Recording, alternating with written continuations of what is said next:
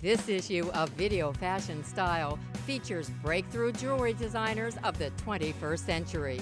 Pharrell Williams turns up the ice factor on a dynamic collaboration with Louis Vuitton. Jewelry, to me, is like a fragrance. You know, it's meant to accent your personality and not what you're wearing or who you think you are. Native American motifs and vintage finds create the perfect setting at Lulu Frost. We kind of made this hybrid of amazing deco from the 20s and 30s, coupled with vintage Native American pieces. Cult favorite Pamela Love welds natural elements with industrial inspirations.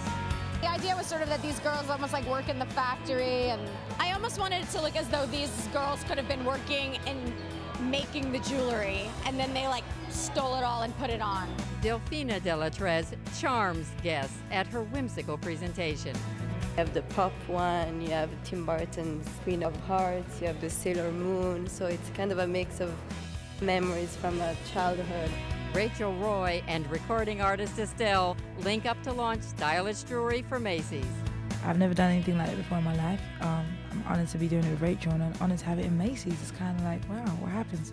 Move from London, get a record popping, and then I got a jewelry line. And much, much more. One day Mark said to him, why don't you do jewelry? And then he looked at me and said, why don't you work with him? I said, yeah, great, fantastic, et voilà. And that was how Marc Jacobs' chic publicist Camille Misselli and music producer / eyewear designer Pharrell Williams became a designing duo for the house of Louis Vuitton. It was truly a collaborative effort. You know, I brought my sketches, she brought sketches. It was really a ping pong game, you know? Yeah. Was very natural, which is kind of, I think that's how the success comes out. When something is so natural and so instinctive, you know. At a chic party during the haute couture shows, the duo launched the collection called Blason, which translates to coat of arms. You know, I've always been fascinated with secret societies and Freemasonry, and actually, while that is the main umbrella of it all, you know, there's also ethnic influence, there's also Art Deco influence, and basically what it's trying to say is that, like, Vuitton has the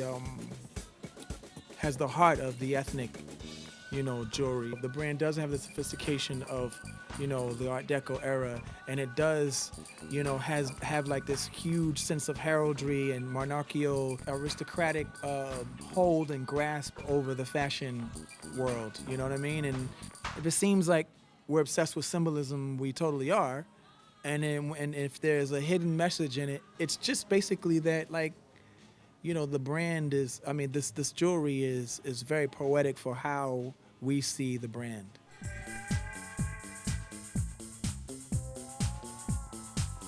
Jewelry is not meant to be worn to make somebody look great. Jewelry, to me, is like a fragrance. You know, it is meant to accent your personality and not what you're wearing or who you think you are. You understand? Or how much money you have. You know a gentleman by his cufflinks. Jewelry is the same way. When she wears it the right way, it doesn't say how much money she has in her pocket. It says something about who she is on the inside. I have the angel, which was one of the first prototypes, so don't look at it too close because it has a lot of defects. And then I've got the crown ring here, and I've got the earrings. I'm a bit of a Christmas tree today. I'm very happy because, you know, I have some friends of mine who just called me and saw the angel and they already want to buy it. So that's probably the best result, is when someone goes to the store and buy the things and wear it. Designer Lisa Salzer crafts unique pieces for her jewelry line, Lulu Frost. I myself went on an amazing road trip this summer. Drove 3,000 miles through Montana and Washington and just the heart of the American West. And my whole concept is always kind of a vintage elegance. I'll use a lot of Deco and Victorian, but I wanted to kind of fuse it together with a Native American feel, like a traveling feel, a little bit of the West. So we kind of made this hybrid of amazing Deco from the 20s and 30s, coupled with vintage Native American pieces like turquoise concho belts, and we used a lot of natural elements like porcupine quills, bone, suede, to kind of achieve this Mad Men on a journey through the West feel. This is an amazing band. They're good friends of mine, and I just treasure their presence here. They're wonderful. It's called Storms, and they give me the sense of like a traveling kind of a feel in the country, so I asked them to perform, and they were pleased to do so, and I'm so happy to have them here. I love vintage. My grandmother was in the antique jewelry business, so I kind of grew up around antique pieces, so I like to give them a fresh feel. We wanted to do some special pieces like this amazing headdress as a centerpiece, you know, to kind of bring out that theme. It's a princess, but is she a Native American princess or just kind of a 50s sort of a princess? It was a great chance to expand a little bit into belts and headpieces, you know, just for the show, but who knows, maybe we'll go down there in the future. So this is our model, Christy, and she's wearing a really great piece because it really represents the hybrid of the Native American style and this kind of Grace Kelly aesthetic. You have this kind of classic bone breastplate structure that we created these crystal sort of holders for that, and then it has this nice pearl back, which is such a classic Jackie O or Grace Kelly, you know, just the 3-strand of pearls. So how to make it kind of come together, I just mixed them all in one big necklace and added these great deco pins. I also love her earrings. It's these amazing porcupine quills that I was mentioning, coupled with the vintage Deco dress clip piece from the 20s and 30s. And then we have this great crystal element, which is repeated throughout the collection. We're sort of known for our Plaza hotel room numbers, and we wanted to give all the girls their, you know, run of show number using our staple, which is the Plazas. I got very, very lucky finding these numbers about 5 years ago. In 2005, I came across buckets of the room numbers that were being actually thrown away from the Plaza. And I thought, this is really interesting. It's so personal, and you know, people really can relate to a number, whatever culture they're in, and that's why I think they've become such a success for me. So we just keep, you know, reincarnating them in different versions and different styles. I made this yesterday. It happened in like 20 minutes, which is the fastest it could ever be. It was meant to be, I think. It's just a real hybrid of everything that I have. This is a Victorian chain, Bakelite dress clips, fool's gold, which is a big element in this collection. Very Western, you know, very kind of journey-ish. This great deco centerpiece, some Victorian cut steel, apple juice Bakelite from the 40s. So it's all about mixing different decades, and then you have something that feels modern to me. It's never just in the 20s or the 1890s or the 1960s. It's a mix of all of them. During the Art Deco period.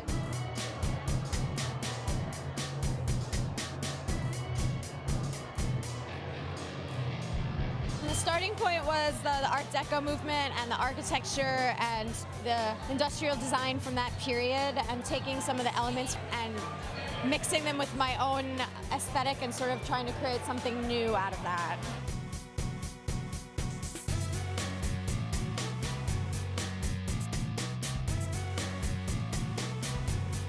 The idea was sort of that these girls almost like work in the factory, and I almost wanted it to look as though these girls could have been making the jewelry and then they like stole it all and put it on.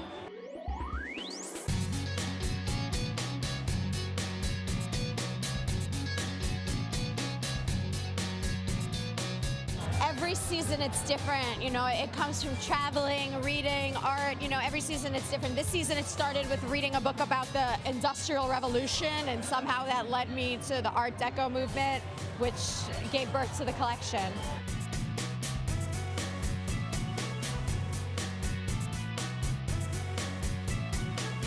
We used stones that were really popular during the Art Deco period, like turquoise and malachite and red jasper, just to sort of stay true to the decorative elements from that period.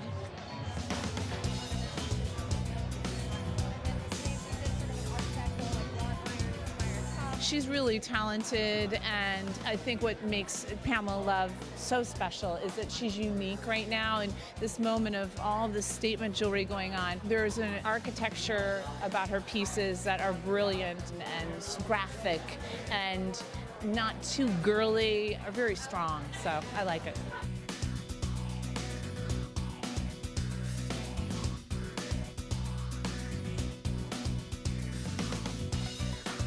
Pamela makes big, bold pieces that make any simple dress have a wow moment.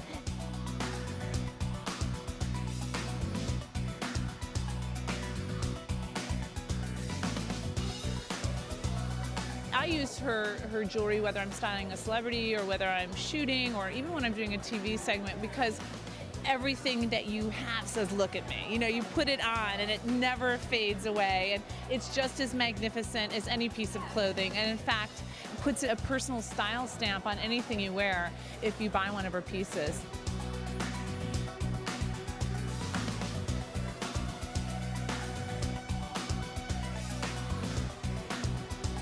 I think of it as sculpture, so I'm always thinking about composition. I think about me and my friends and what we would want.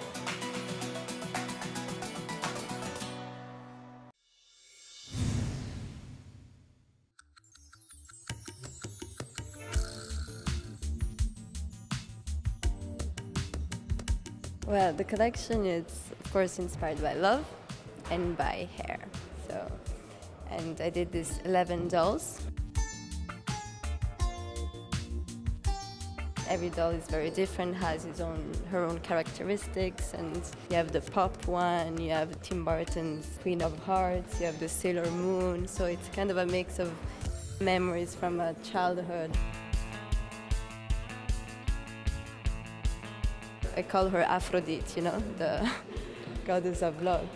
I wanted to englobe hair and fragile stones, customize your own piece, you know, with this resin, transparent resin.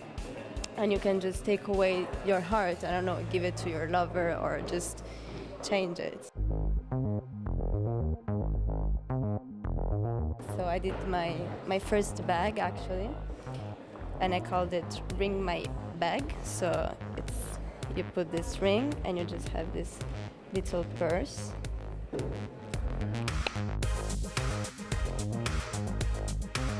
And this ring with all the drops of rubies that move, the tiger that you can just change with the tail moves, and you can rather wear in one finger or in two. Yeah, it's to have one jewel, but you can rather have, it's more ecological.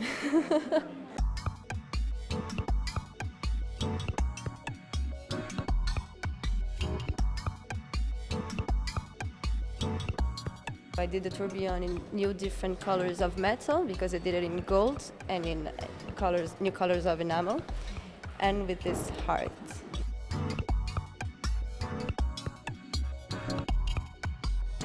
My daughter's hair, her first cut. Yeah, it's just to come back to the origin of the jewel. You know, now women buy jewel by themselves, and there is no more the relation between jewel and a special moment in a way.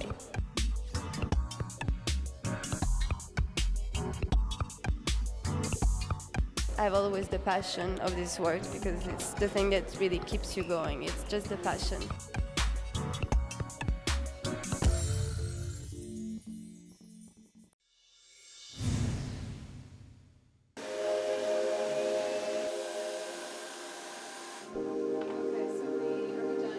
You're over here. I really looked at spring as kind of like a fresh start. I mean, just with like the colors and everything and like this sort of like uplifting moment.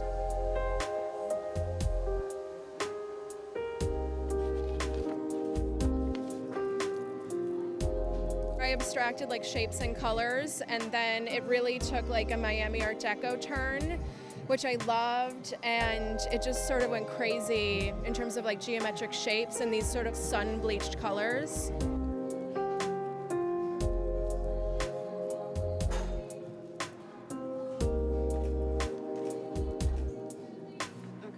I mean, Miami is so fun, and the colors are so light. They're pastels and they're softer, but I still think the combinations are really strong.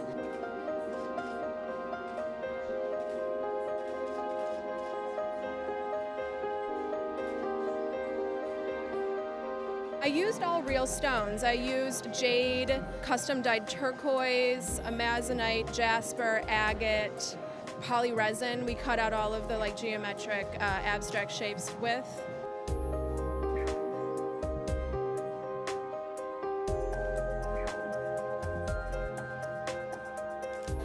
I am an abstract painter, and that was my focus in school. So you keep layering and you keep adding, but like with jewelry, you really have to like start pulling away in order to have it work.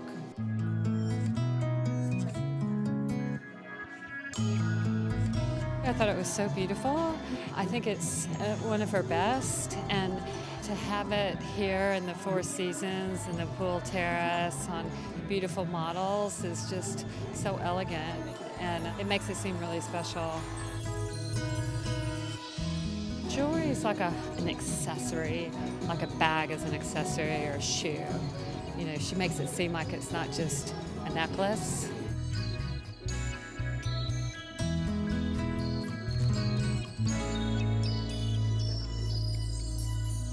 It's a little bit more intense. I mean, there's two aspects of it. Part of it that's sort of fun in a way with those pops of colors, but then there's some really strong pieces that look really serious.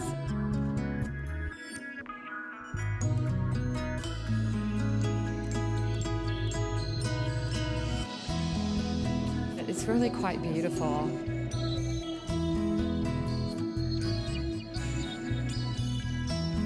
A little bit of an accident. I was not really doing anything. I was kind of taking a break from working in New York, and I was just making things for me and my friends.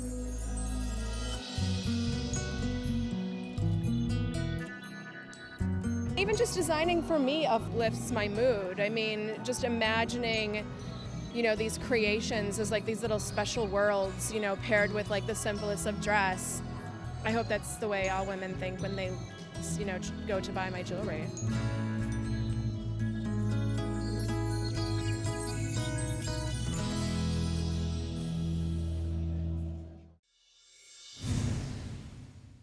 Though her work has appeared on the hands of stars like Beyonce and Rihanna, Jules Kim crafts a line of jewelry here on Earth called Bijules in New York City's Garment District. Hi guys, I'm Jules from Bijules, and we are here in my factory in Midtown. And I wanted to bring you through the process of how we make jewelry. This is my nail ring that I've been producing for the last 4 years, and I wanted to show you how it actually got to look like this. This is the mold and wax room, and basically all of these guys here, these are rubber and silicone molds. And then here is where all of the molten wax is kept. It's pressurized, and they have this little pedal down here, and they can just regulate all of it. Here are some Bijules molds. This is rare footage, by the way. This is one of my rock rings, and basically you can imagine through this little hole shoots the wax. You see this little wax coming through, and then you can open it, then you take out the hard wax, and then you make a tree out of it. If you go over here, you can see the result. So this is called a sprue. This is more or less like the artery into the heart. It's the artery into the body of the wax. This is going to be the canal where the molten material will go through to go into the actual heart. This is our casting room. And so what we do is we make that tree, and then we stick it in these, and then we fill it with plaster of Paris. And then we put them in here in the kiln, bake it for a few hours. The wax will melt away, and in part of their negative space, that's where you throw in the molten liquid. This is where my factory stores all of their clients' molds and products. So this is a bench working studio. This is Jaime. Hi, how are you? So he's doing the bench work. He's doing the actual, like, taking off the sprues. So just imagine something like this. Then you clip it off, and then from there, there's a series of tools that you use to get it this shiny. And now this is the loud room. This is the polishing room. You'll take a raw good like this. This is what it would look like when it comes out of the casting. This is your polishing wheel, and you have different degrees of polishing. And then here, he's actually polishing some Bijules earrings, and it's a lot shiny. So this would be the final stage, and then the steaming would take place. So you get rid of all of his handprints and all of like the chemicals that we use. I love this city, and I really want to support where I live and work. I'm proud that I'm able to work in Manhattan and sustain my work presence here. I think the human body deserves to be adorned in lots of different ways. I think that's like my ultimate goal with my jewelry, is like being able to change the way people perceive not only themselves, but also the definition of jewelry itself. At Macy's Herald Square, Fans turned out for the launch of Rachel Roy's jewelry collaboration with pop star Estelle, who greeted everyone with a song.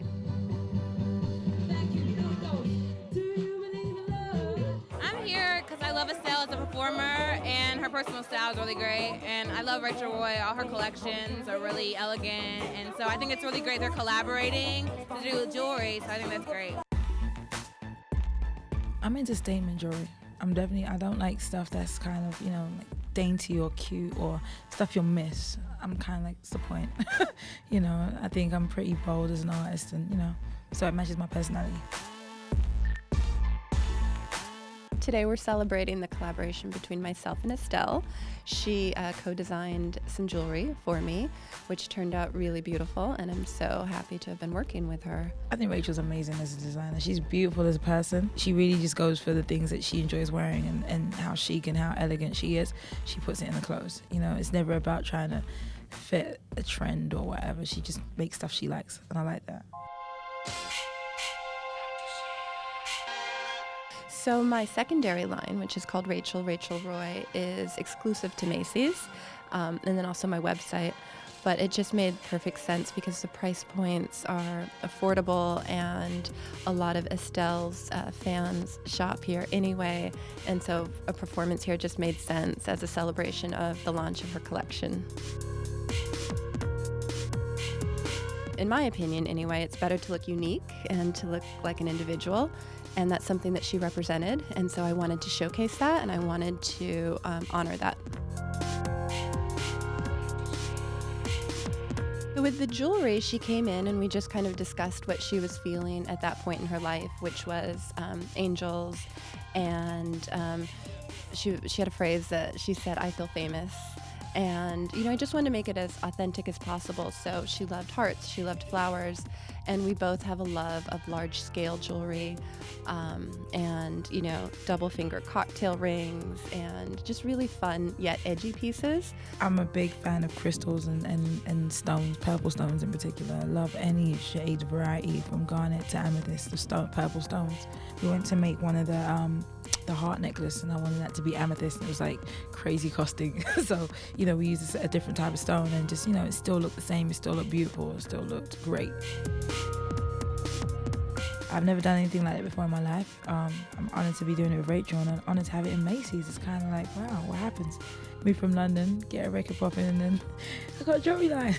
But it's definitely working from the right place, so I'm definitely honoured, and I feel good about it. I think Estelle is such a great designer. I think someone's going to snatch her up and probably work with her again, or possibly she'll work on her own design ventures. But I'm constantly inspired by different artists, and I love collaborating with people that inspire me, so I hope to continue it.